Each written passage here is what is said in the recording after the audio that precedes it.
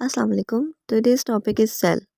जैसे कि आप लोग शुरू से पढ़ते आ रहे हैं, आपको पता है कि सेल जो है वो एक लाइफ का स्ट्रक्चरल और फंक्शनल यूनिट होता है, जिसके बगैर लाइफ की एग्जिस्टेंस पॉसिबल नहीं है। सबसे पहले स्टार्ट में बताया हुआ है कि सेल जो है फंडामेंटल यूनिट है, उसमें सेल्फ रेप्लिकेटिंग पावर है, इन्वेंशन रॉबर्ट हुक ने की है, ये बेसिक चीज़ें। उसके बाद अभी देख रहे हैं इसमें सारी ऑर्गेनेलीज जो है वो सेल की शो की गई हैं, जिनसे मिलके एक सेल बनता है। Mitochondria, Golgi body, ribosome, vacuole, centrioles, cell membrane, ये सारी चीज़ें हैं हमारे ऑर्गेनेलीज में आती हैं, जिससे सेल कंपोज्ड होता है। और ये सारी अपना अपना स्पेसिफिक फंक्शन जो है वो परफॉर्म करवा रही हैं। इसके बाद हम फर्दर मूव करेंगे कि सेल मिलके किस चीज़ से बनता है। तो जब इसको देखा जाए तो 70 to 80% जो कॉन्स्टिट्यूशन है सेल की, दैट इज़ वाटर। और बाकी ये सारे जितने यहाँ पे मेंशन है सारे कॉन्स्टिट्यूएंट्स, ये उसका बिल्डअप करते हैं 10 to 20%, जिसमें ऑर्गेनिक सॉल्ट्स और ये सारी चीज़ें, लिपिड्स, कार्बोहाइड्रेट्स, ये सब आ जाते हैं। इसके अलावा इलेक्ट्रोलाइट्स का पोर्शन है, जिसमें sodium, potassium, magnesium, calcium, phosphate, chlorine, bicarbonates, ये सारी चीज़ें आ गई। तो ये हमारी एज अ होल जो है वो सेल के कॉन्स्टिट्यूएंट्स आ गए, जिसमें वाटर है और बाकी सारे कॉन्स्टिट्यूएंट 10 to 20% जो है यू कैन सी। उसके बाद सेल मेम्ब्रेन जो है हमारी outermost boundary of the cell जो है, उसको हम नेम देते हैं सेल मेम्ब्रेन। और जो बाहर की बाउंड्री होती है, आपको पता है वो क्या क्या फंक्शन कर सकती है। ट्रांसपोर्ट का काम कर सकती है, प्रोटेक्शन का काम कर सकती है, सपोर्ट का काम कर सकती है। तो यही सारी चीज़ें जो है वो हमारी सेल मेम्ब्रेन का काम है कि वो बाहर की जब एक वॉल है तो ऑब्वियसली वो क्या करेगी, प्रोटेक्शन देगी। डाइजेस्टिव रोल है, परमिएबिलिटी यानी क्रॉसिंग वगैरह की जो एक सपोर्ट है उसमें रोल है। बाकी इसकी कुछ सर्टेन केमिकल प्रॉपर्टीज़ का बताया हुआ है। उसके बाद नेक्स्ट ऑर्गेनेली सारी सेल की मेंशन की हुई है, जिसमें ये सारी आ जाती हैं। Mitochondria, lysosome, peroxisomes, endoplasmic reticulum, Golgi apparatus, vacuoles, ये सारे मिलके ओवरऑल जो है वो ऑर्गेनेलीज में आ जाते हैं सेल की। सबसे पहले माइटोकॉन्ड्रिया का मेंशन किया हुआ है। माइटोकॉन्ड्रिया का स्ट्रक्चर भी दिखाया हुआ है, इस तरह का स्ट्रक्चर होता है।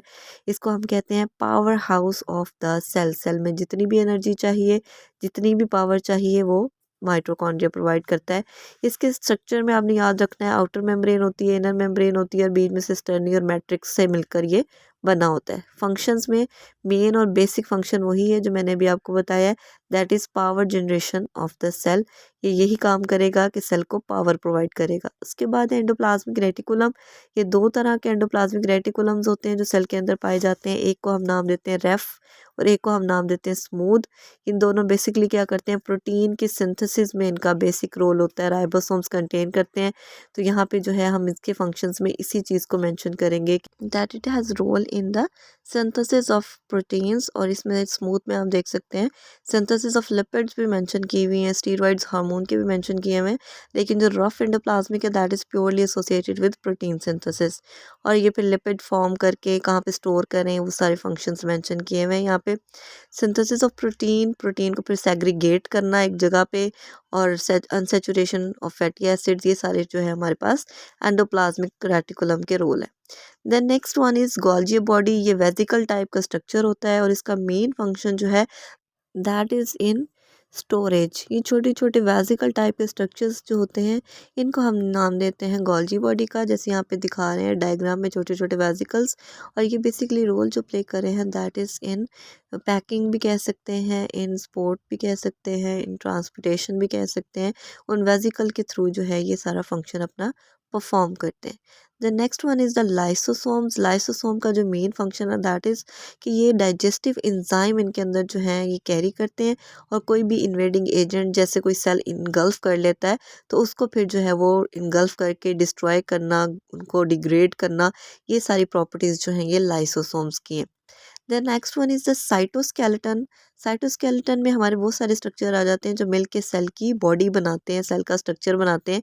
कोई सेल राउंड है या कोई भी उसकी शेप है, तो वो इनकी मदद से होती है। इसमें माइक्रोट्यूब्यूल्स, माइक्रोफिलामेंट्स, इंटरमीडिएट फिलामेंट्स, ये सब आ जाते हैं। और इसका यही याद रखना है कि they build up the cell के सेल का जो भी स्ट्रक्चर है, जो भी उसकी फॉर्मेशन है, उसमें ये रोल प्ले करते हैं। इसके अलावा यहाँ पे मेंशन किया हुआ है movement of chromosome, cell movements में एंड स्ट्रक्चर में इनका बेसिक रोल होता है। Then the most important part of the cell is the nucleus. That is हम कह सकते हैं कि ब्रेन है सेल का। सेल का रेगुलेटरी ऑर्गन है जो हर चीज़ को रेगुलेट डीएनए जो मेन हमारा कॉन्स्टिट्यूएंट होता है, आरएनए, डीएनए से आरएनए की सिंथेसिस, आरएनए से प्रोटीन की सिंथेसिस, ट्रांसक्रिप्शन, ट्रांसलेशन, ये जितने प्रोसेस हम पढ़ते आ रहे हैं, जेनेटिक मटेरियल का जो सारा जो है सेल डिवीजन में हर चीज़ में जो है वो हमारे पास डीएनए आरएनए का रोल होता है। और उसमें जो है वो न्यूक्लियस क्योंकि उसको कैरी करता है तो ऑब्वियसली न्यूक्लियस का रोल होता है, तो it is very important structure of the cell. और इसी तरह जो है फिर आगे इसके फंक्शंस मेंशन किए हुए कि क्या क्या फंक्शन करता है।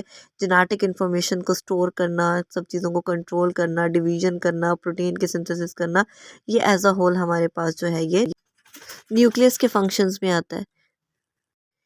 ठीक है, यहाँ पे मेंशन भी यही किया हुआ है कि पोस्ट ट्रांसक्रिप्शनल मैकेनिज्म्स, जीन्स के एक्सप्रेशन और जो जो रोल बेसिकली आ रहा होता है वो सारे का सारा जो है हमारे पास वो न्यूक्लियस का होता है। That is all for today, thank you so much. सारी सेल के स्ट्रक्चर्स, ऑर्गेनेलीज और इनके बेसिक बेसिक फंक्शन जो है वो हमने आज के वीडियो में कवर किए।